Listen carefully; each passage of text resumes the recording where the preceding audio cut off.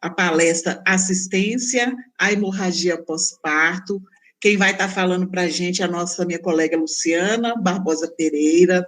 Ela é enfermeira obstetra também, lá do Hospital Universitário Clemente Faria, é mestre em Ciências da Saúde pela Unifesp, é professora também do Departamento de Enfermagem, né, da Universidade Estadual de Montes Claros, e é também a coordenadora do curso de enfermagem, né, da Universidade Estadual de Montes Claros. Então, Lu, eu quero te dar boas-vindas e vamos aprender com você aqui um pouquinho mais sobre a hemorragia pós-parto. Obrigada. Na verdade, nós vamos compartilhar e relembrar algumas questões ligadas à hemorragia pós-parto. Eu gostaria de agradecer a presença de todos. Acredito que não vai ser um assunto novo para a maioria, mas, como eu disse anteriormente, é importante a gente resgatar alguns conhecimentos. Eu achei interessante o ato falho aí na lida do nome, né, da palestra, porque, de certa forma, né, infelizmente, as hemorragias estão ligadas à mortalidade materna, assim como a gente vai, né, apresentar. Bom, então eu vou abrir minha apresentação aqui.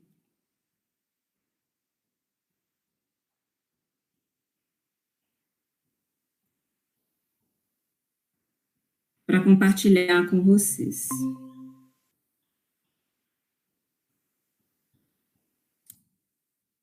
Bom, comecei do fim para o início, vocês não desanimarem não, viu, gente, que eu vou tentar cumprir o tempo certinho.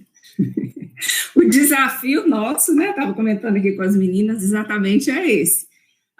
Essa palestra, ela é oriunda da oficina Zero Morte Materno por Hemorragia, e nessa ocasião a gente tem, assim, 2 horas de aula, mas no mínimo 4 horas de oficinas, né, práticas. Então, o meu desafio hoje é tentar condensar as informações que são mais relevantes para a enfermagem como um todo, e apontar também fontes, né, para consulta e construção de protocolos aí em cada instituição. Então, vamos lá. Aqui, né, vou passar porque já fui apresentada. E eu gostaria de começar essa fala fazendo um link aí entre o tema, né, que são as hemorragias pós-parto, e os objetivos de desenvolvimento sustentável que substituíram os objetivos de desenvolvimento do milênio, que a gente trabalhou muito, né, até 2015. Então, a partir de 2015, houve essa transição e, infelizmente, o foco, né, na redução da mortalidade materna continuou. E aí, nos títulos dos objetivos, a gente tem alguns aspectos que eu acho importante, coloquei aqui para a gente pensar, né, e refletir no sentido de que a mortalidade materna hoje se coloca que 99% dos casos acontece em países em desenvolvimento. 65% desses óbitos acontecem em mulheres negras, né, mulheres negras e de periferias. Então, é impossível a gente falar de ações de prevenção e de atenção à hemorragia sem considerar todos esses aspectos sociais que se encontram interligados na nossa assistência. Então, a gente precisa, né, para conseguir melhores resultados, acabar com a pobreza em todas as suas formas, em todos os lugares, acabar com a fome, alcançar a segurança alimentar, implementar a nutrição, promover a agricultura sustentável, assegurar vidas saudáveis e promover bem-estar para todos e todas as idades, e assegurar a educação de qualidade, equitativa, inclusiva e oportunidades de aprendizagem ao longo da vida para todos. A questão da educação também perpassa muito a atenção à saúde, né, e, em consequência, a atenção na hemorragia. As mulheres que são mais empoderadas têm menos chance de terem complicações relacionadas à gestação e ao parto. Então, a gente tem uma teia aí, né, e na atenção pré-natal, na nossa assistência no dia a dia, eu gostaria de frisar isso que a gente colocou agora, para que aquela questão de tratar de forma diferente os que são diferentes, né, que é um dos pilares aí do SUS, continuem, né, na nossa assistência às mulheres. Então, a gente precisa olhar com mais zelo, com mais cuidado para essa população, especialmente a população mais vulnerável. Especificamente em relação à morte materna, eu não vou entrar tanto em detalhe, porque vai ser o tema, né, da fala do evento aqui. Ludmila abordando com mais dados, mas nós continuamos, né, com a hemorragia sendo a segunda causa de morte materna, que é aquela morte relacionada à gestação, parto e puerpério até 42 dias, né, que são investigadas. A meta, né, do milênio era que a gente chegasse a 35 até 2015 e para 2030 até 30 mortes de mulheres. E que a gente tente diminuir para nos aproximar do que acontece nos países desenvolvidos, né, que tem uma média de 12 óbitos para 100 mil nascidos vivos e tem também a hemorragia, mas em proporções menores. Então, acho que é importante a gente retomar o conceito, né? Quando a gente aprendeu, era muito pragmática essa questão. Uma perda sanguínea maior do que 500 no parto normal ou maior do que 1.000 ml em uma cesárea é o que classifica, né, o que define uma hemorragia. Atualmente, essa definição tem sido um pouco menos cartesiana, no sentido de que, se você tem uma perda relativamente moderada, mas que apresente concomitantemente sintomas de hipovolemia, repercussões hemodinâmicas, isso já é considerado, já é definido também como uma hemorragia pós-parto. Ou, pelo CLAP, né, o Centro Latino-Americano de Perinatologia, e a OPAS, uma baixa de hematócrito maior do que 10%. Então, é importante no pré-natal a gente conhecer, né, esses indicadores, avaliar esses exames e ter isso claro na atenção à mulher. Em relação ao tempo, essa hemorragia pode ser classificada em imediata ou tardia, ou uma segunda classificação, aqui já do Ministério da Saúde, entre primária e secundária, mas é a mesma questão, as primeiras 24 horas ou depois das primeiras 24 horas. Uma outra definição usada, né, é aquela perda sanguínea cumulativa maior do que 1.000 nas primeiras 24 horas após o parto. Então, o acompanhamento no puerpério é importante para chegar a essa definição, ou então, como a gente já falou, qualquer perda de sangue capaz de causar instabilidade hemodinâmica. Nós temos também a definição do que seria a hemorragia pós-parto maciça, né, que é a que mais preocupa, que é aquele sangramento nas primeiras 24 horas, depois do parto, que vai ser superior a 2 litros, né, 2.000 ml, e que vai necessitar de uma transfusão mínima de 4 unidades de concentrado de hemácia. Então, todas as vezes que eu precisei usar uma quantidade de 4 unidades de concentrado de hemácia ou mais, aquela mulher teve uma hemorragia maciça. E ainda uma queda na hemoglobina maior ou igual a 4 gramas por decilitro, ou ela apresentou algum distúrbio de coagulação. Então, a gente deve fazer de tudo para não chegar a esse quadro, né, porque é o mais grave e, sem dúvida, a reversão é mais difícil. Como causa, o que leva a um quadro de hemorragia pós-parto? A gente aprende um mnemônico, né, até nos cursos, no ALSO, e isso também nas orientações da OMS, CLAP, que é aquela regra dos 4 T's. Então, a principal causa de hemorragia vai ser a atonia uterina, que é o T de tônus, e isso representa 70% de todos os casos de hemorragia que nós vamos ter.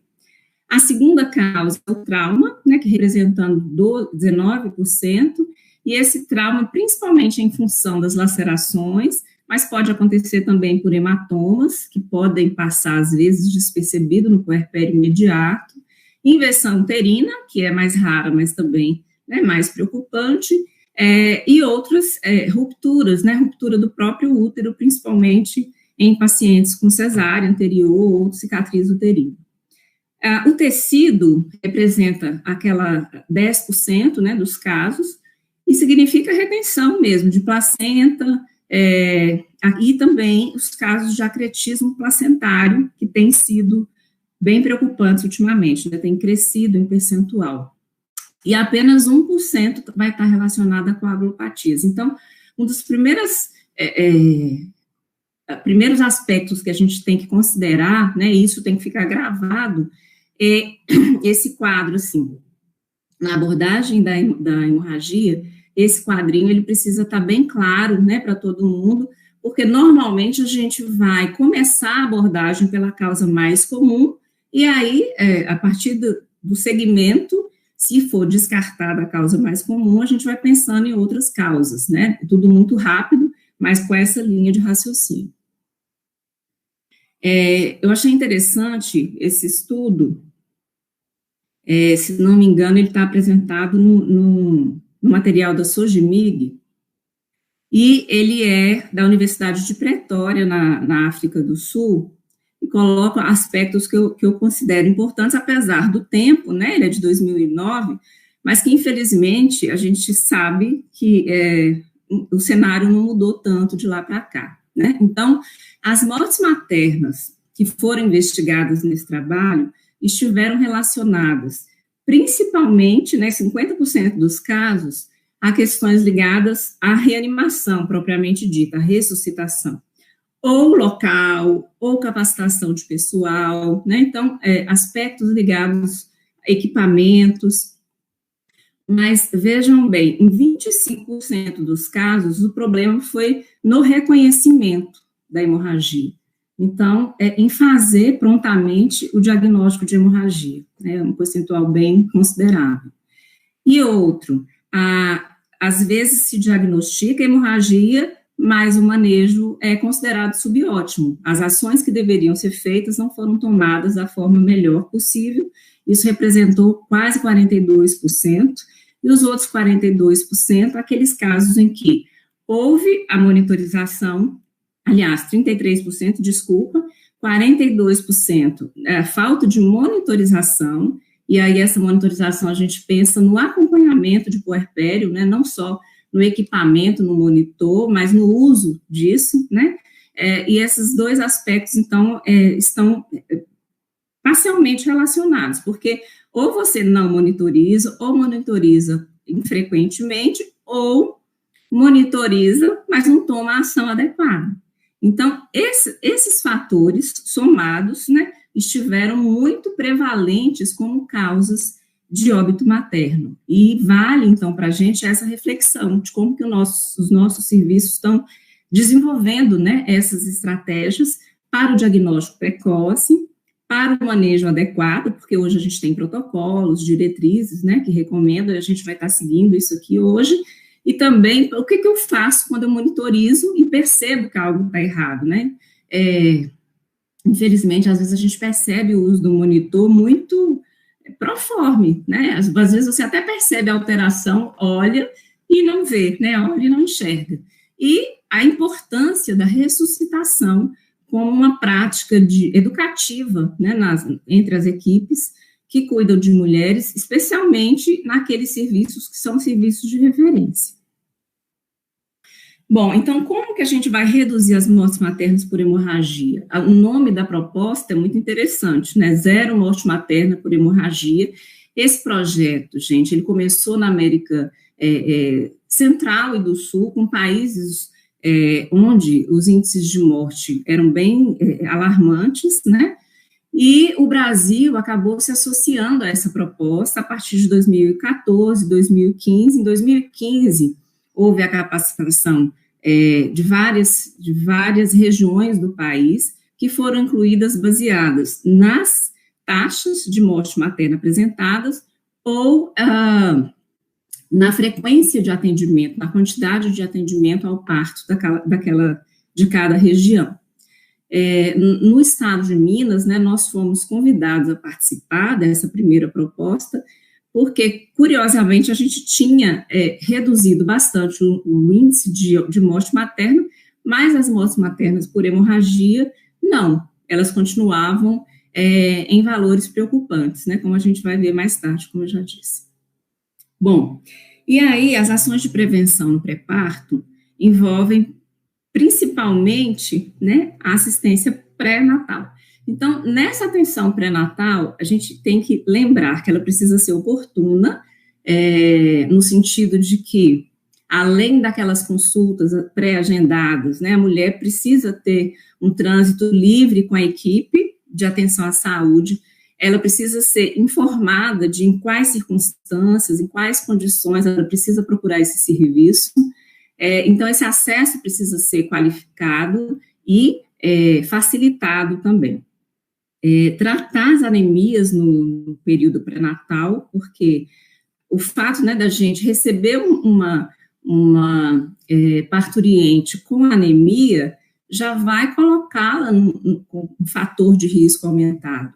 E é relativamente fácil tratar, né? Então, é importante esse acompanhamento de qualidade no pré-natal, a vigilância aos níveis pressóricos, né? Porque os distúrbios hipertensivos também estão intimamente relacionados aos quadros de hemorragia.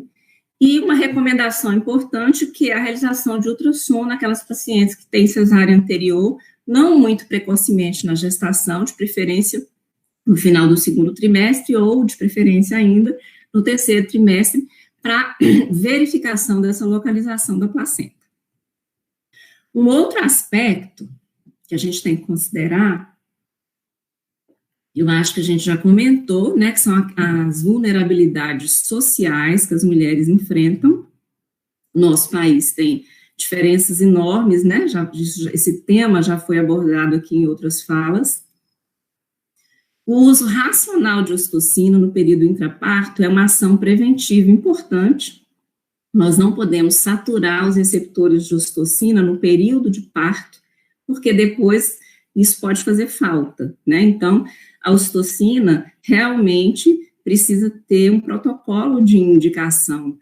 Quanto mais a gente trabalha com protocolos, né, mais a gente tem chance de efetivar as boas práticas na atenção ao parto. A ambiência hospitalar, no sentido de que os fluxos de atenção precisam estar muito bem claros e definidos, inclusive os fluxos para a atenção de casos de urgência e emergência. É importante que os serviços disponham dos insumos necessários, a gente vai falar de vários aqui ao longo da palestra, e que essa equipe esteja muito bem capacitada. Eu estava preparando, né, para essa fala, eu encontrei e comecei a ler um material de 2000, que foi um material feito pela SOGMIG, em parceria com o Ministério da Saúde, que nós que temos um tempinho mais de prática, a gente estudou muito por isso, né, tinha atenção ao parto e puerpério, tinha atenção às urgências e emergências obstétricas, e tinha um outro volume que agora me fugiu. Mas nesse de atenção às urgências e emergências, se a gente for ler, vocês vão se assustar com o tanto que houve de mudança em relação à atenção à hemorragia. O que a gente fala hoje é muito diferente do que era ensinado, né, há 20 anos atrás.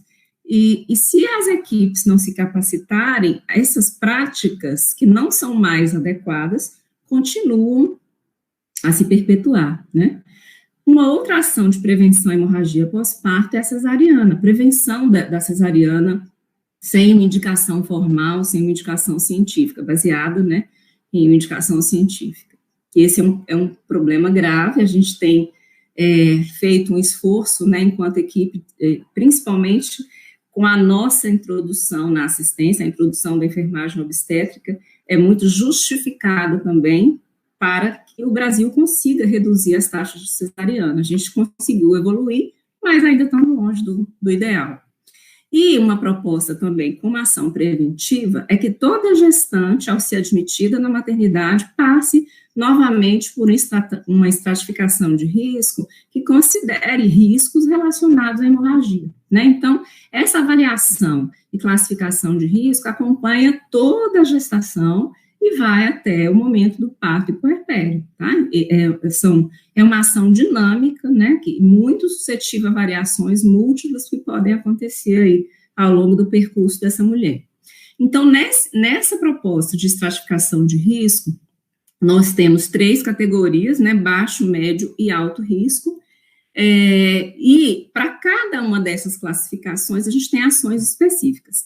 Então, aquelas mulheres classificadas como de baixo risco é aquela atenção padrão que nós vamos apresentar daqui a pouco. Que mulher é essa? É aquela que não tem nenhuma cicatriz uterina, é uma gravidez única, ela tem menos do que 3 partos vaginais prévios e tem uma ausência de desvio de coagulação. E também não tem história anterior, né, de hemorragia. As mulheres de médio risco são aquelas que têm cesariana anterior ou já passaram por alguma cirurgia uterina. Lembrar, né, que tem gravidez ectópica, que às vezes, né, não vai estar, assim, sendo feita diretamente no útero, mas pode, né, também estar, de alguma forma, no futuro relacionada a uma complicação maior.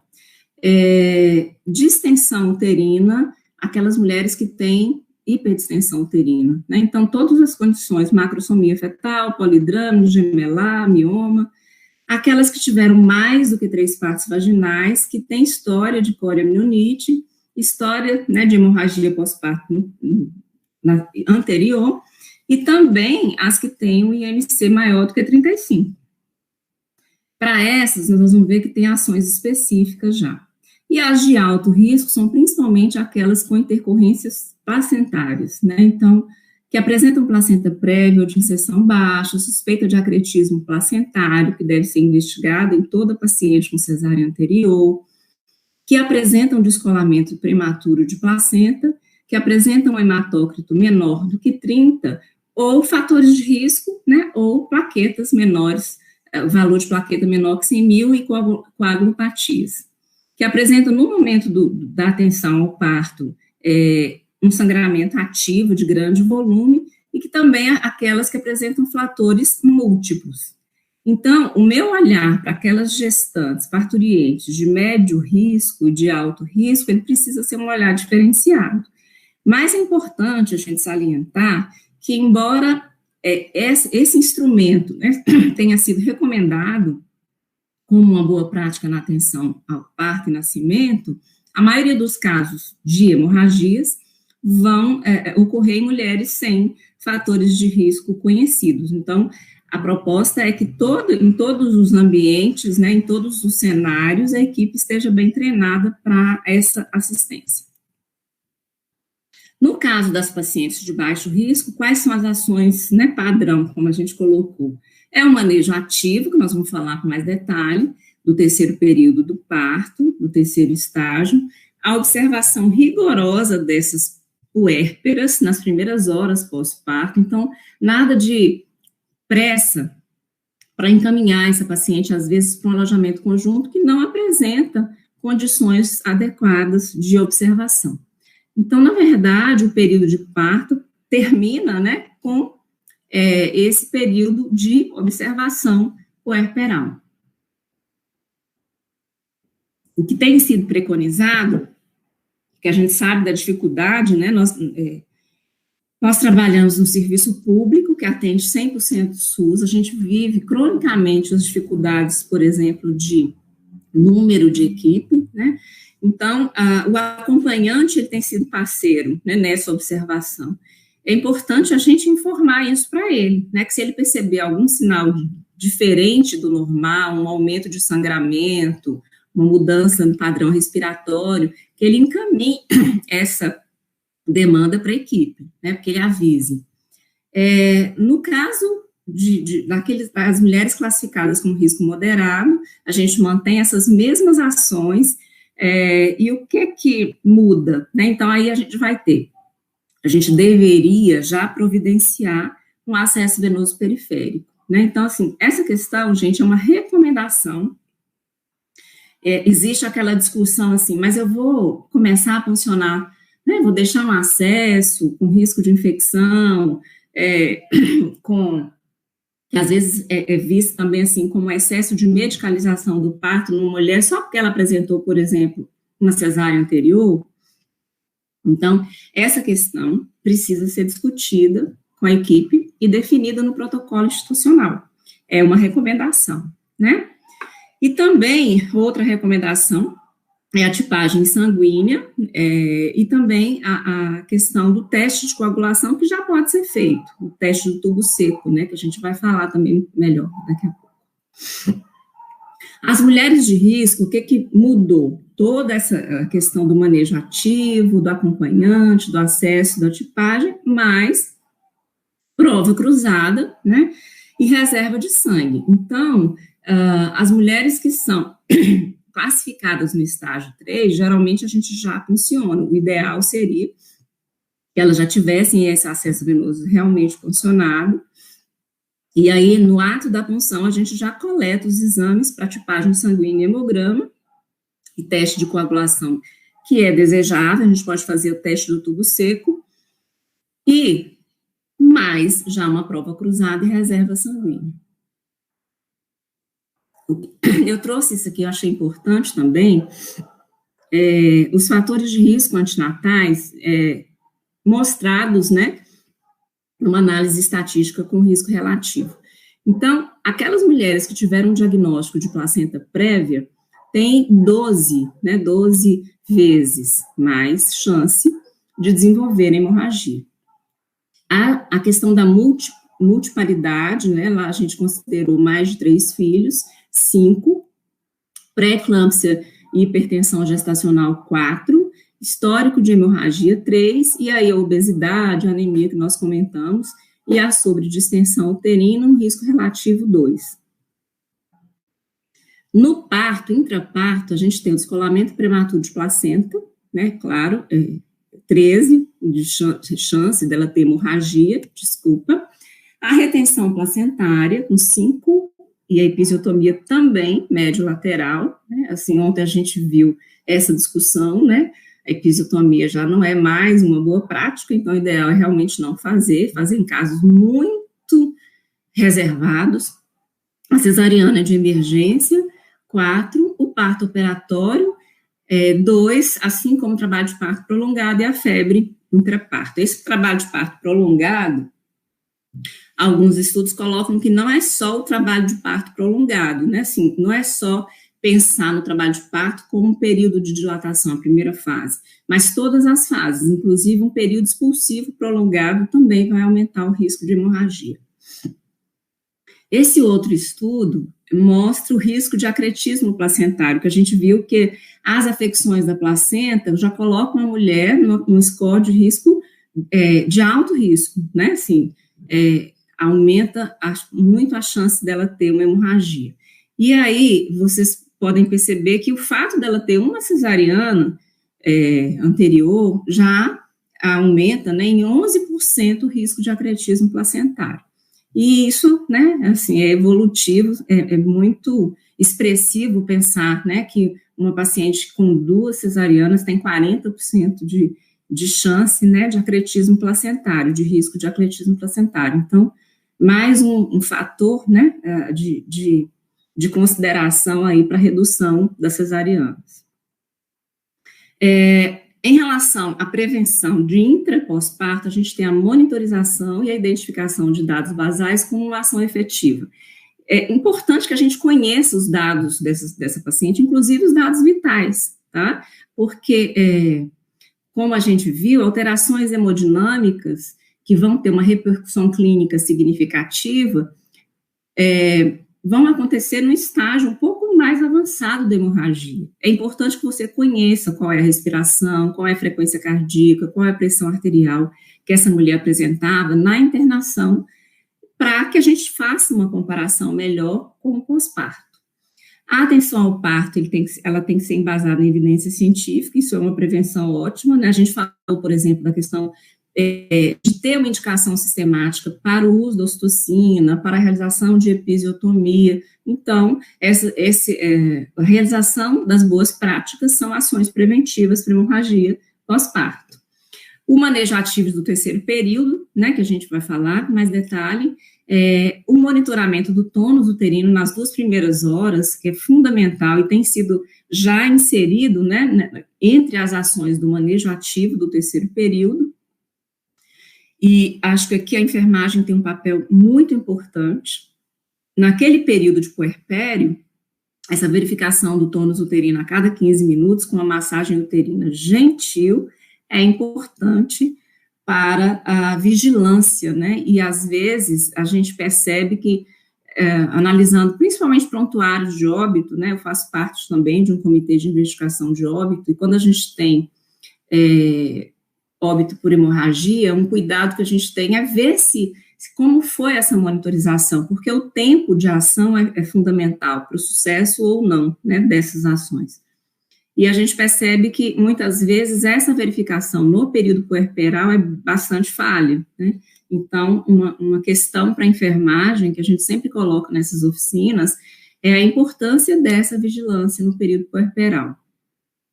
E também monitorar a perda sanguínea, ter protocolos institucionais que definam como é que eu vou avaliar a quantidade dessa perda sanguínea e quais são os dados clínicos que vão ser sugestivos também de uma hemorragia pós-parto. A gente vai falar um pouquinho sobre isso.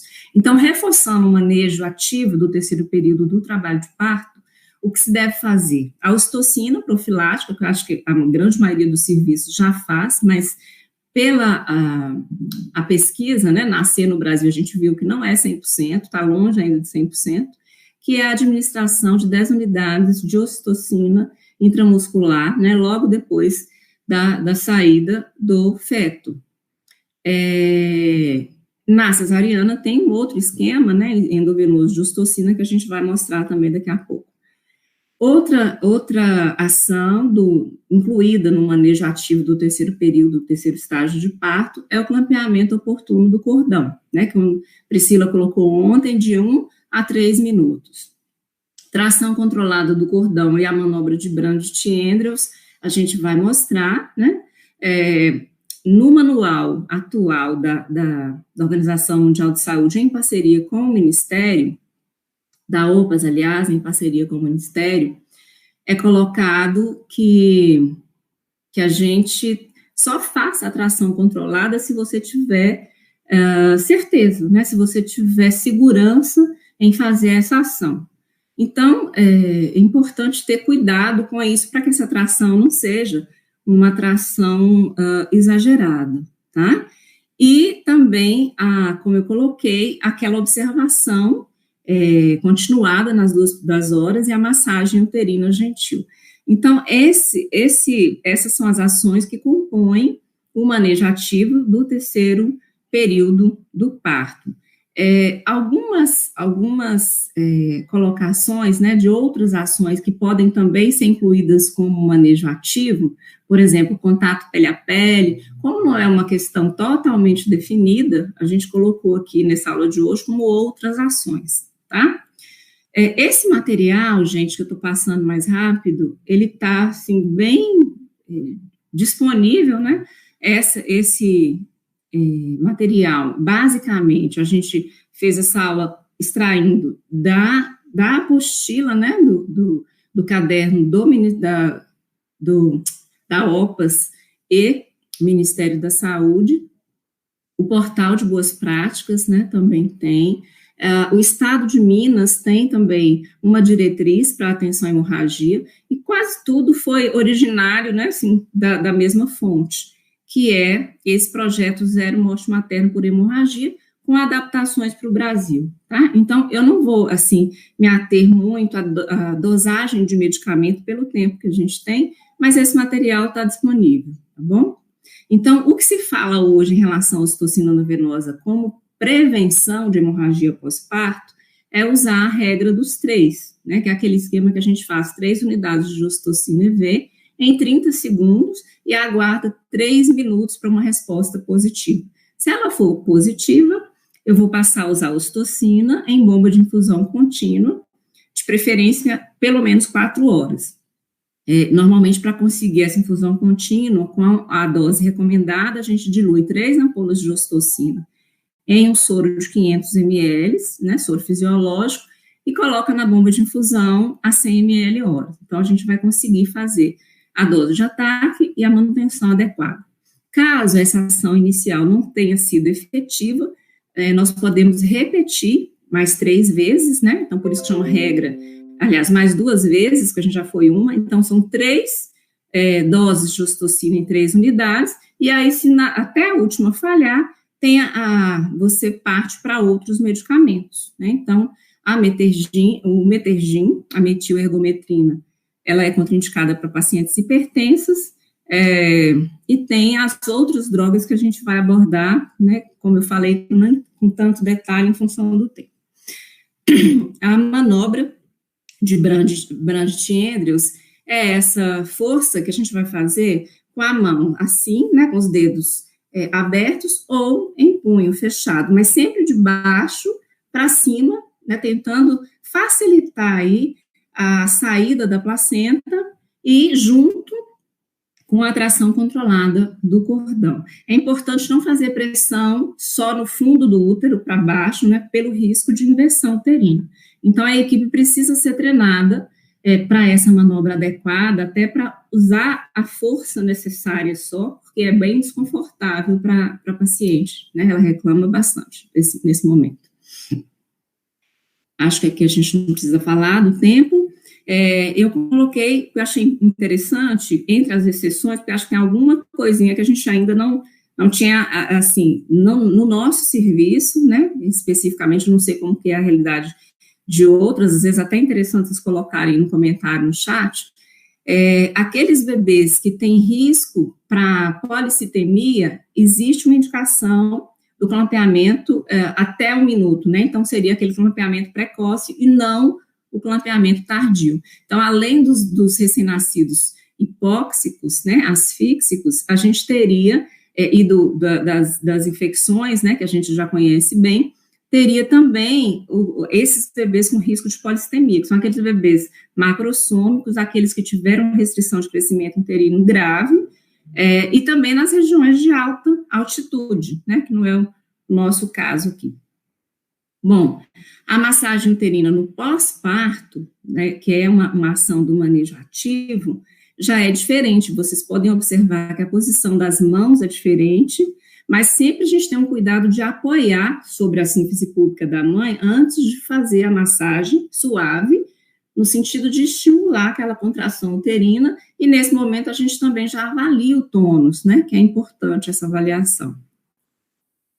Então, entre as outras ações do manejo ativo, tem o contato pele a pele precoce. A gente acredita que por uma ação hormonal, o fato do bebê ser colocado em contato pele a pele com a mãe predispõe essa mudança mais rápida hormonal, né, de queda de progesterona e aumento dos hormônios da lactação, e entre eles a ocitocina, que estaria fazendo o papel de contração uterina. O uso racional de ocitocina no trabalho de parto, que a gente já disse antes, não realizar a manobra de Christ-Telep, né, pelo porém isso já está bem claro para a enfermagem, e a episiotomia seletiva, jamais episiotomia de rotina. Então, ontem a gente viu também os relatos, né, de como anda essa questão aqui na nossa região. Alguns serviços conseguiram evoluir mais do que outros. No nosso serviço, pelo menos em relação à atenção enfermagem obstétrica, eu diria que é quase zero, né? A gente não tem feito mais episiotomia, não. Mas é feita ainda, né? A última estatística que me foi apresentada é em torno de 6% de EPIs no nosso serviço.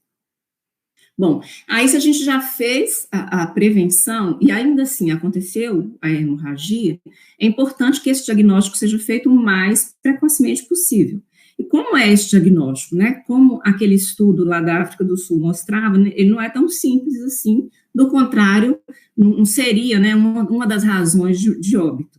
Então, existem recursos para que a gente faça essa estimativa da hemorragia, esse diagnóstico da hemorragia, e é importante salientar aqui que nenhum deles é preciso e assim, é melhor ou é o mais indicado. Na verdade, o ideal seria o uso em momentos distintos, né, de cada um deles e de forma concomitante também. Por exemplo, No momento do parto, propriamente dito, é muito difícil a gente fazer uso de dispositivo coletor, né? Assim, por exemplo, não é da nossa realidade.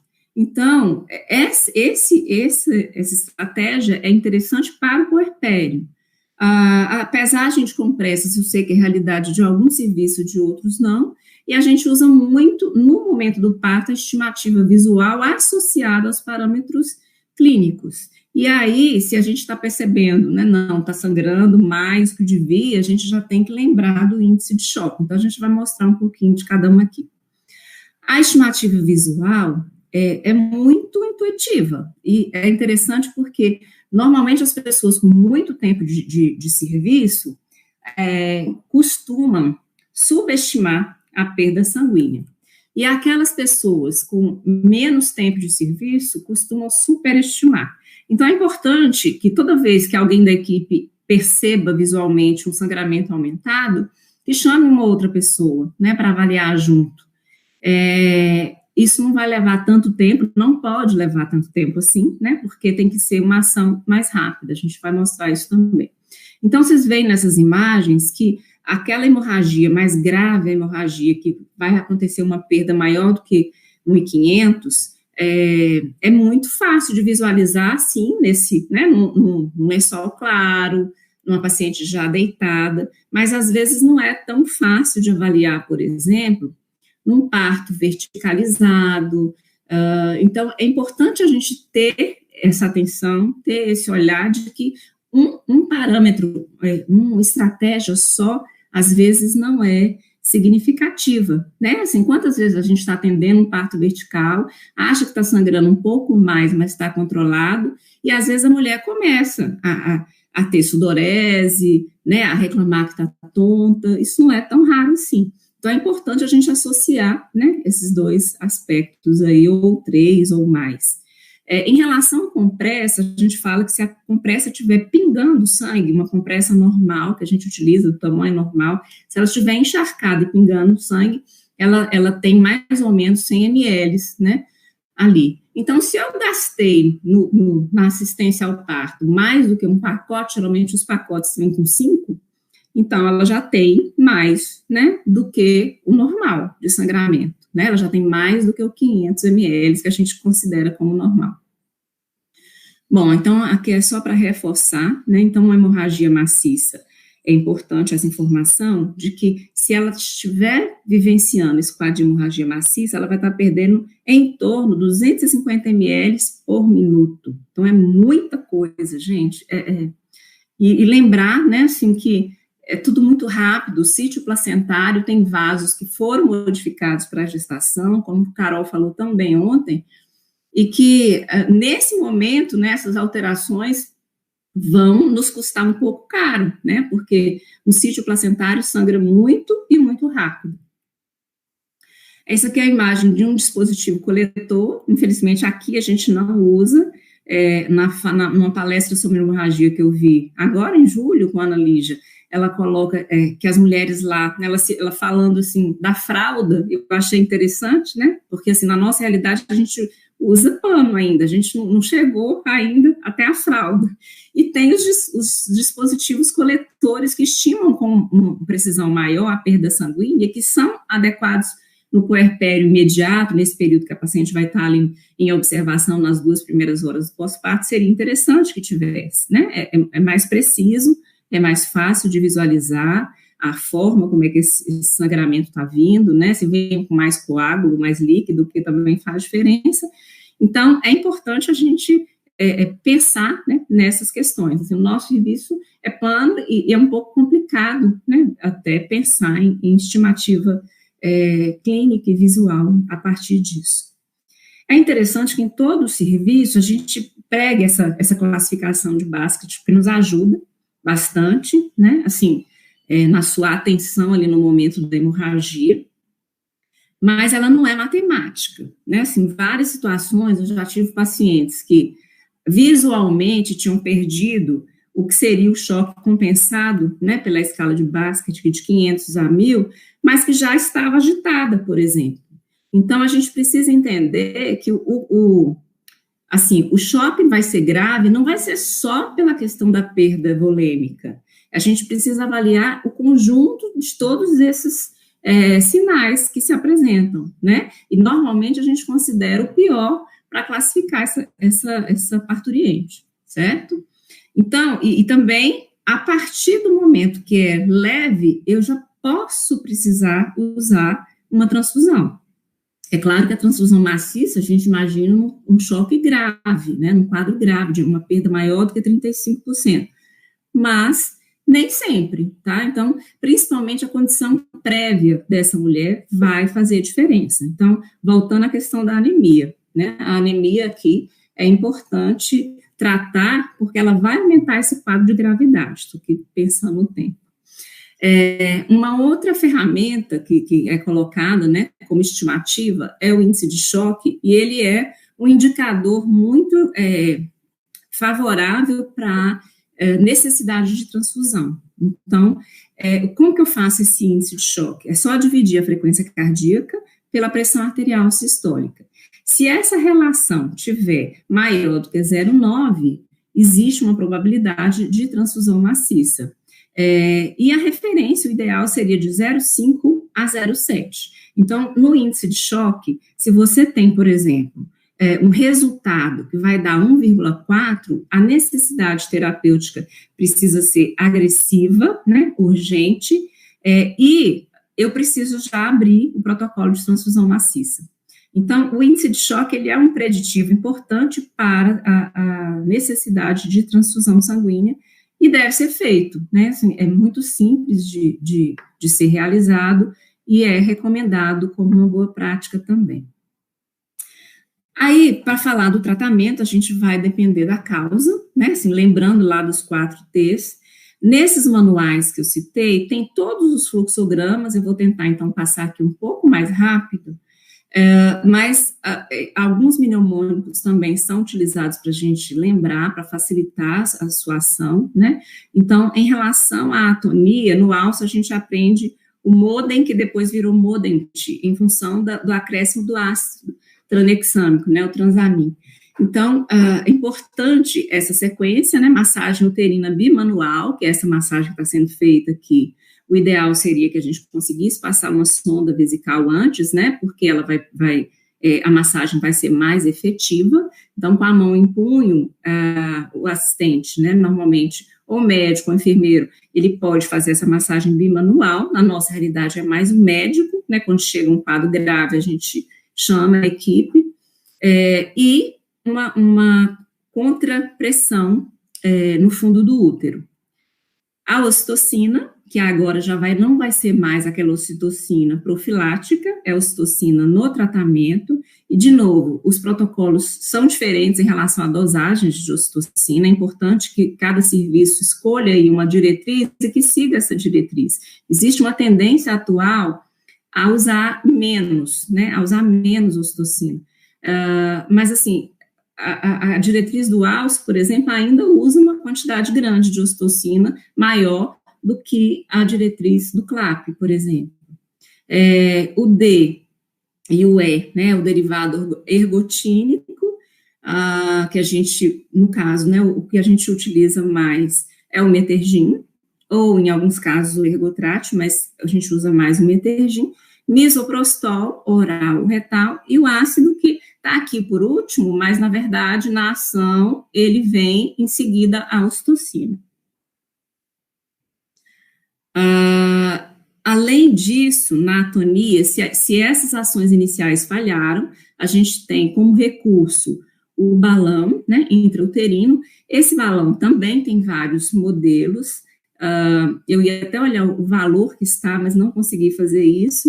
Eu sei que é caro, né, o balão específico, mas a gente tem alternativas que eu vou mostrar, inclusive nesses cursos a gente aprendeu, e tem outros modelos de balão também. O Sofia, eu sei que eles estão usando outro modelo que a gente vai mostrar.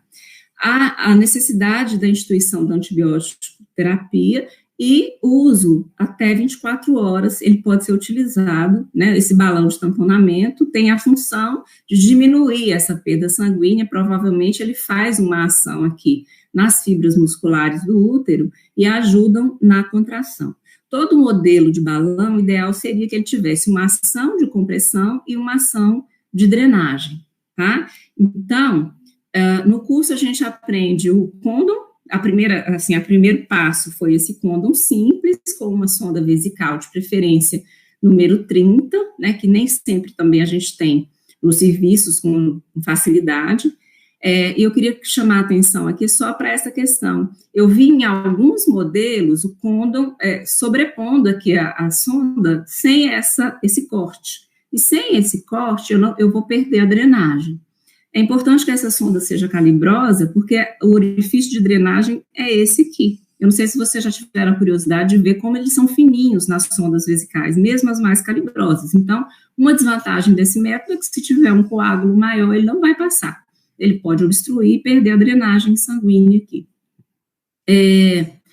E aí, a gente tem, além, né, dos balões propriamente dito, aqui a gente tem o BTCAT, que a última informação que eu tive, a Sofia estava usando, não sei se continuou, se foi viável, né, economicamente, mas é uma possibilidade. O balão de Rush tem toda aquela questão que a gente falou, né, a possibilidade de irrigação, e também o balão de Blackmore, ele é aquele balão usado nas hemorragias digestivas altas, né, que tem o componente do estômago e o componente do esôfago, que também é uma alternativa de tamponamento.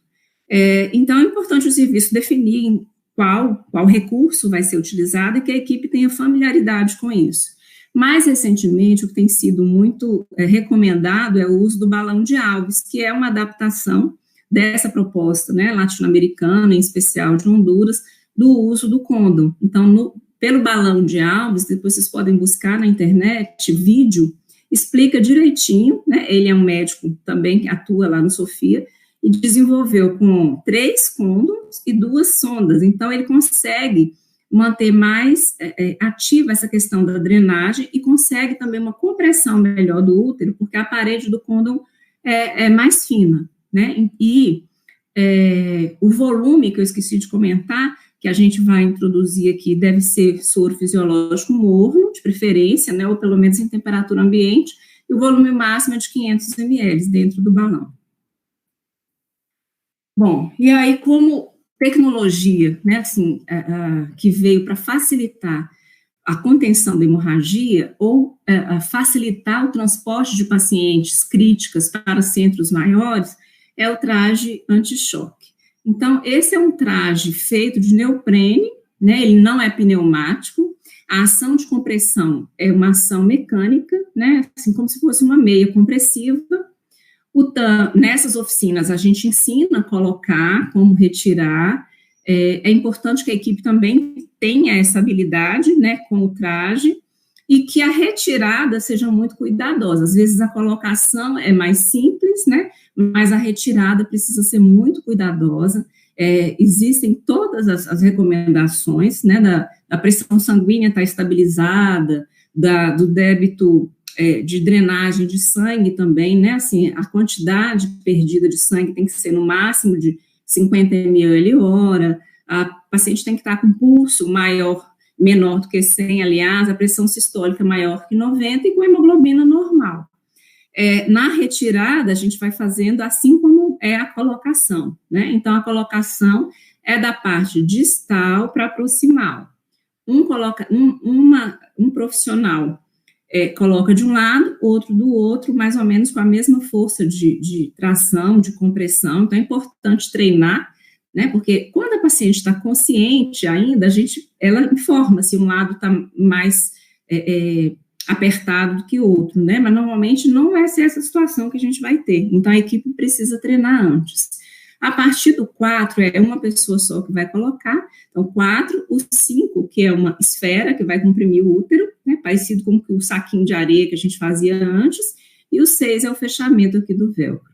Então, o TAM pode ser mantido até 72 horas. Quando a gente fez esse treinamento, eles citaram casos de até 92 horas de uso, e tem, assim, salvado vidas, porque ele vai drenar para os órgãos centrais, vai dar um aporte, né, de volume mais ou menos em torno de 25 a 30%.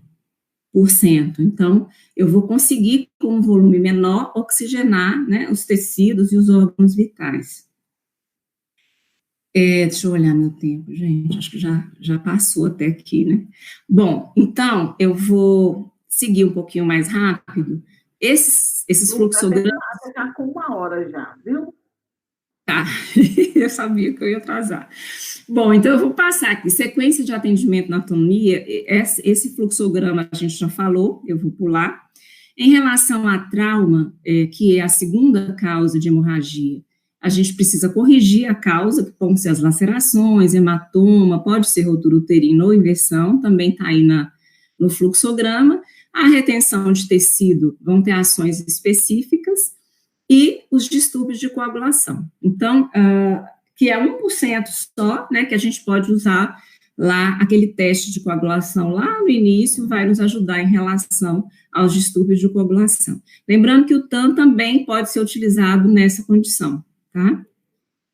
Aqui é uma imagem só de uma cirurgia de reparo de dano, de controle de danos, né, que a gente chama do empacotamento. Naqueles casos mais críticos, mais graves, eu pessoalmente vivi muito pouco, graças a Deus. Eu me lembro de um caso que a gente teve um sucesso, né, com uma paciente que ficou 48 horas com as compressas aí no abdômen, tentando diminuir esse sangramento. E aqui eu não queria deixar de falar, né, que a gente tem esse gráfico, eu considero, assim, a informação mais relevante que nós temos aqui, porque ele nos diz qual é o percentual de sobrevida na atenção à hemorragia obstétrica em relação ao tempo. Então, vocês podem ver que a ação, ela precisa ser imediata. Então, hoje a gente tem um conceito da hora de ouro, que é você realmente instituir medidas precoces de atenção para que o sucesso seja maior. Se você demora muito na atenção à hemorragia obstétrica, a chance, né, de near miss, de complicações e até de óbito é muito grande.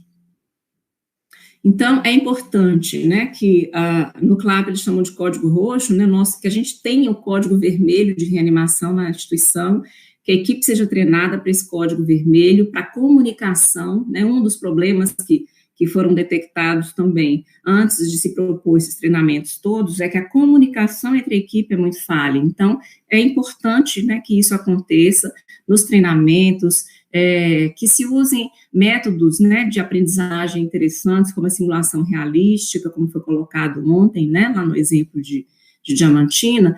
Então, é importante que a gente use desses recursos com a equipe e tente melhorar essa comunicação para que, nesse tempo, tudo isso já tenha sido resolvido. Então, o diagnóstico precoce, a execução das ações de controle do sangramento de forma sequenciada, consciente, correta e sem perda de tempo, devem ser objetivos da abordagem de um quadro de hemorragia. Então, essas são as nossas metas, é que a gente tenha uma sequência de atendimento, que esse atendimento seja feito de forma consciente, sem perder tempo, e que seja feito um atendimento em equipe, né? É impossível abordar um caso de hemorragia sem uma equipe. Essa foto eu gosto porque usa, né, a bola, que é um recurso que a gente tem para promover a elevação de membros inferiores, que é uma das recomendações, né, na atenção à hemorragia. E para finalizar, a gente tem que lembrar o seguinte: as puérperas que apresentaram com aquele quadro de hemorragia puerperal, elas não devem ser encaminhadas para leitos comuns, elas precisam ficar em locais onde seja possível a monitorização e o acompanhamento. Pode acontecer, né, de ter novamente uma hemorragia. Então, a equipe precisa estar preparada para isso também e ter um cuidado maior de vigilância para essas mulheres, tá bom? Então, essas são as referências. Eu vou interromper aqui o compartilhamento. Não sei se a gente vai ter tempo aqui para perguntas, né? Agora eu vou deixar aqui com claro. Obrigada.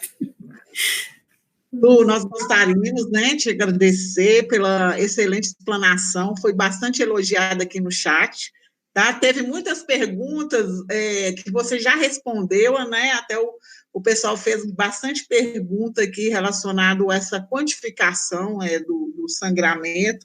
Então, você falou, né? Você conseguiu passar para o pessoal essas respostas.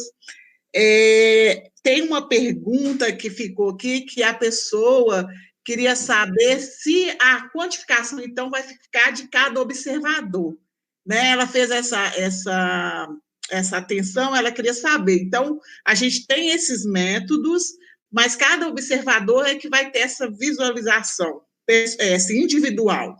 Não, na verdade, nessas tabelas, se você prestar atenção, ela tem a estimativa pelo tamanho do diâmetro que ficou ali no lençol, né? No caso das perdas maiores aí. As perdas menores, o ideal é que seja, por exemplo, se for fralda, dá para pesar uma fralda, né? Mas as perdas maiores que vão para o lençol, que pingam no chão, essa não tem uma diferença muito grande entre examinador e outro examinador. O que a gente percebe uma diferença maior é quando a perda é menos, né? Assim, é menor ou moderada. E aí é importante considerar a perda e os outros fatores, principalmente os sinais clínicos, né, da mulher. Outra pergunta aqui que teve, Lu, é sobre o parto cesáreo anterior, né? Eles, né, na vivência, né, dos participantes, eles veem que o parto cesáreo anterior é uma indicação para um próximo parto cesárea. Então, eles estão perguntando se isso é normal, se isso acontece na nossa realidade, como que isso se dá?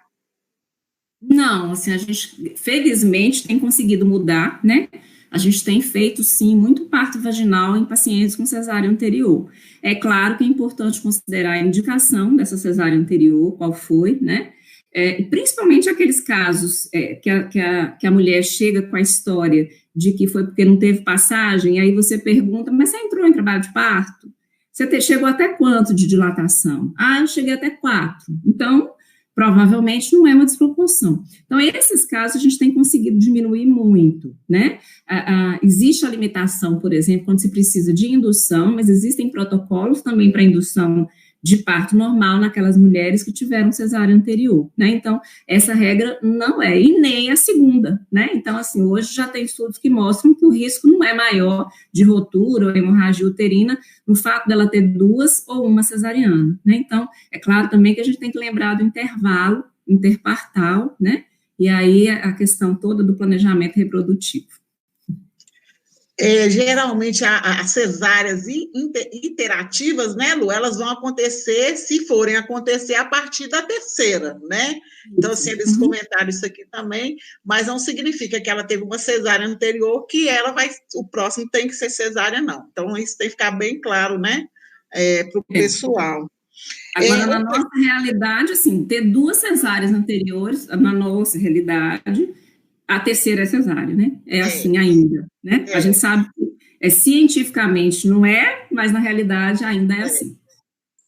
Eles pediram para você falar um pouquinho, Lu, da contraindicação do Metergin nas mulheres hipertensas. É que a literatura coloca um risco maior de acidente vascular cerebral e de outras complicações. Então, se você tem outras drogas efetivas, né, deve ser evitado.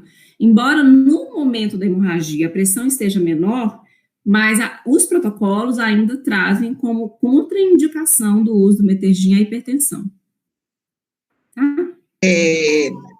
E a última pergunta aqui, Lu, uma pessoa perguntou se a embrocação ainda é indicada no manejo, né, da hemorragia. Embrocação o uso dos tampões. Tampão, né? Não, a gente, isso é uma recomendação de 2000, que eu estava lendo no livro, né? Fazia-se sim. Mas hoje, não, assim, se o motivo é a atonia, tem toda essa cascata aí para ser realizada, né? E se não for atonia, também não vai resolver. Então, para a atonia, o balão, ele é muito mais efetivo. E, assim, eu queria acrescentar um pouco, Lu, na questão do que você falou muito bem, da monitorização, né, dessas mulheres, eu acho que o papel da enfermagem ele vai estar muito, né, ligado a isso. A gente está... geralmente, as mulheres de baixo risco, a gente se preocupa menos, né? Mas elas também têm um certo fator de risco, então a gente precisa realmente trabalhar nesse papel que é importante para a gente, esse papel da monitorização dessa mulher como um todo, né? Não só os dados vitais, mas também com a questão da clínica, né, dessa paciente. Então, eu acho que isso nós deveremos sempre estar buscando para melhorar essa qualidade da assistência e diminuindo a mortalidade, a mortalidade, né, por hemorragia. E você queria falar alguma coisa, Lu, a mais, queria acrescentar alguma coisa? Você tem uns segundinhos aí, se você quiser falar. Já passou, né? Não, é só assim, como recomendação, que as equipes incluam nas capacitações a questão da transfusão maciça, né, dos exames laboratoriais que vão ser solicitados, porque isso precisa estar muito claro na cabeça, né? A possibilidade dos protocolos institucionais facilitarem as ações, por exemplo, nesses países latino-americanos, eles citaram que eles deixam pedidos de exames prontos para esses casos, né? Assim, na nossa realidade, vamos escolher aqui para dosar hemograma, coagulograma, dosagem de fibrinogênio, quando tem a possibilidade, eles têm esses pedidos já prontos, né? Assim, guardados em local que o acesso seja mais fácil, né? Como se coloca no código vermelho, até a possibilidade do uso de liberação do laboratório mais fácil para 2 bolsas de sangue O negativo naqueles casos muito graves. Então, que as equipes discutam bem esses protocolos, que capacitem as equipes de preferência de forma conjunta, né? Equipe médica, de enfermagem, laboratório, e os envolvidos, né, nesse processo, e que utilizem, né, essas referências bibliográficas que estão bem disponíveis e fáceis, como diretriz mesmo para a elaboração desses protocolos. Acho que é isso. Então, mais uma vez, obrigado.